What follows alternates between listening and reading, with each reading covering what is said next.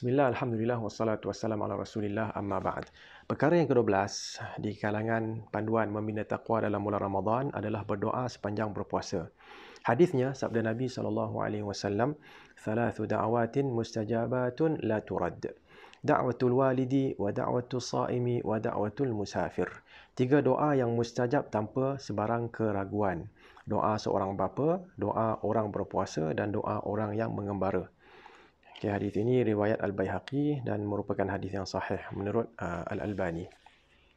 Jadi daripada hadis ini kita faham bahawa berkenaan dengan puasa di bulan Ramadan, kita faham bahawa doa orang yang berpuasa adalah mustajab. Mustajab artinya diterima oleh Allah Subhanahu Wa Taala.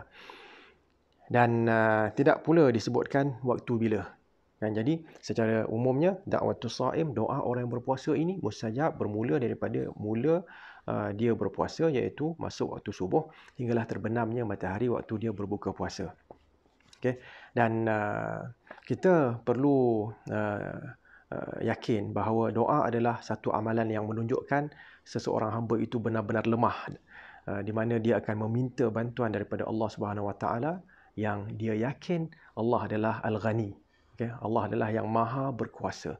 Okay? Maha kaya dan maha berkuasa. Dan kita kena ingat sifat rendah diri ini, rendah diri kita kepada Allah Subhanahu Wa Taala adalah satu sifat yang disukai oleh Allah Subhanahu Wa Taala. Allah Subhanahu Wa Taala tak suka kalau kita takabur. Allah suka kalau kita merendahkan diri kepada Allah Subhanahu Wa Taala.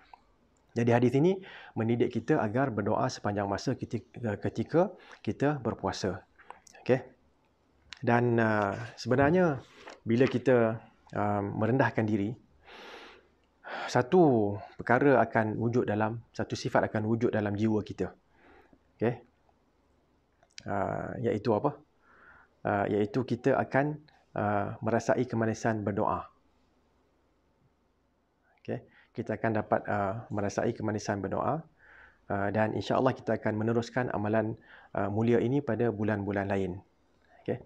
So kita buat apa? Kita berdoa sepanjang masa, berdoa dengan rendah diri, dan bila sifat rendah diri ini wujud dalam diri kita, kita akan dapat merasakan kemanisan berdoa. Dan dengan itu kita akan dapat meneruskan amalan yang mulia ini pada bulan-bulan yang lain. Bukan saja bulan Ramadan kita berdoa, tetapi kita berdoa juga dalam bulan-bulan yang lain. Dan dengan doa ini kita telah merealisasikan intisari ibadah. Seperti dalam hadis berikut. عن النعمان ابن بشير عن النبي صلى الله عليه وسلم قال الدعاء هو العبادة ثم قرأ وقال ربكم ادعوني أستجب لكم إن الذين يستكبرون عن عبادتي سيدخلون جهنم داخرين. Maksudnya daripada An-Nu'man bin Bashir, daripada Nabi SAW, sabdanya doa itu ialah ibadah. Doa itu adalah ibadah yang paling utama. Okay.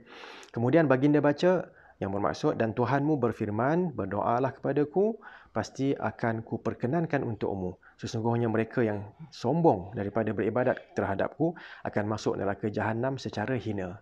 Okay, jadi daripada sini kita faham bahawa kita perlu sentiasa berdoa, kerana doa itu adalah satu intisari kepada ibadah yang kita dicipta untuk melakukan ibadah ini kepada Allah Subhanahu Wa Taala. Kita sambung pada sesi yang akan datang. Wallahu taala a'lam.